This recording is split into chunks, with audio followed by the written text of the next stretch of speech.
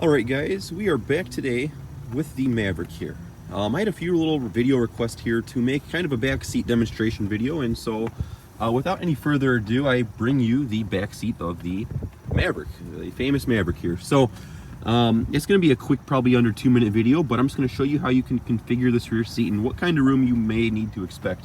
I don't have any dimensions for you, there's plenty of that online, but you get a good idea of the picture here. So basically, you know, first things first, if you want to get some more room under the seats, we have a lever right here. You just pull this, or a strap rather, and it will lock the seat up in this position to, you know, fill the bottom seat trays up. We do have some trash back here, but don't worry about that. But as you can see, we do have plenty of room down here. I've used the hell out of this in my ownership. Some people have asked about taking these trays out. There's really no point in taking them out because it's just very thin plastic covering sheet metal. So you're not really going to get a flat floor by doing that, so I see it just being pointless in removing this plastic, but the question has been asked to do that. So, you know, I'd probably just leave that there. You also have slide-in hooks for like your that Ford Fits kit, which I never ended up getting, though I do have my name. Ford sent me an email saying I'd get one. I never got it. Not going to worry about it because the chances of me actually using such a thing is probably 0. So, but we'll see. So there's a little QR code if you want to scan that, if you guys are curious. But yeah, there's your back seat. You have some rubber stoppers right here that kind of latch it down into the hole down there, so, or the slot. Plenty of storage though, so you do pull this down right here. You have one map pocket,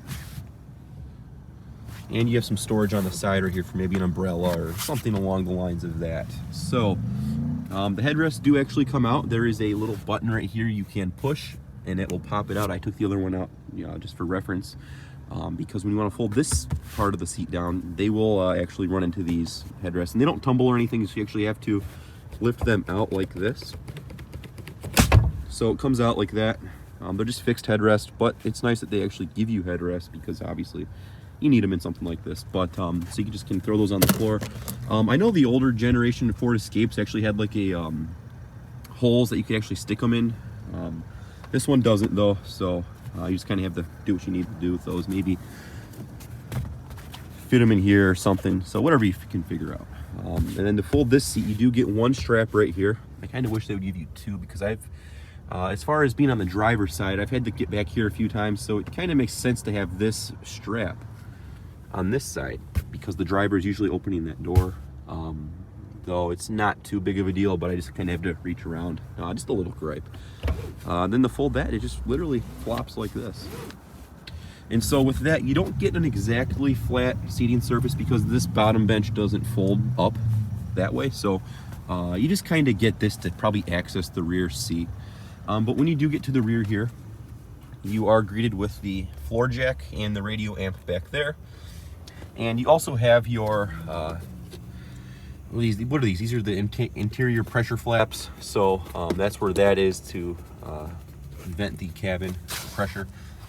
And then this is an XLT model, so we don't have the subwoofer for the B&O audio, but this is the bracket for your B&O audio. So in theory, you technically could probably source a B&O subwoofer down the road, you know, when they're more readily available, and actually install the B&O sub here because you do get the bracket with the threaded holes. So I think that's pretty cool.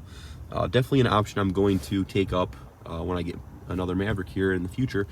I will definitely be taking that into consideration for the audio system upgrade, just to kind of keep everything quiet and sealed up in stock. But you get the point, guys. This is the kind of the rear seat configurations you can go with. You could probably rest things back here. I don't know what kind of pressure it's putting on this, but like I said, it doesn't fold exactly flat, but you do get that. And with the rear headrest, they actually have some little cutouts right here for this to come through. So it's all in the sake of engineering's here. So as usual, guys, hope this was kind of a brief explanation and an idea of what you can do with the back seat in the Maverick, and not a whole lot, but if you can finagle it, I'm sure you guys can figure it out. So as usual, guys, thank you for watching, and we'll talk to you all later.